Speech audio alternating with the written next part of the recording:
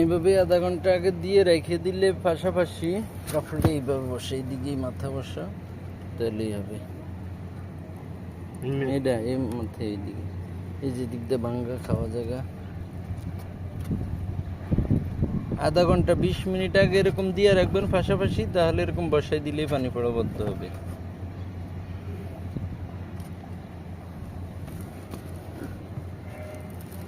শুধু ব্রাশ দিয়ে এরকম ডইলা দিবেন, তাহলে কাপড়টা যেন পরিপূর্ণভাবে ভিজে। আর কাপড়টা বসানোর সময় একটু লুজ রাখবেন, যেন পরবর্তীতে ফাঁকা না হয়। 1-2 দিন পর যদি উঠে এখানে একটু ইমালশন দিয়ে দেন তাহলেই হবে।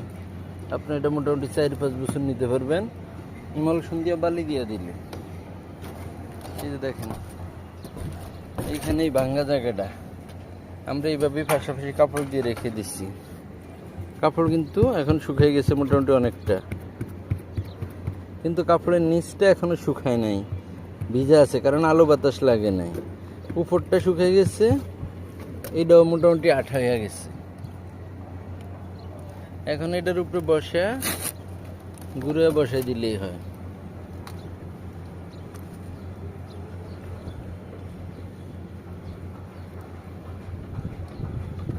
এইভাবেই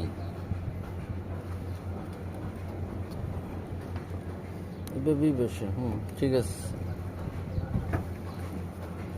এই যেটা বসে আপনার শুধু উপরে দেখে ব্রাশ ডুলা দিবেন, তাহলে হবে।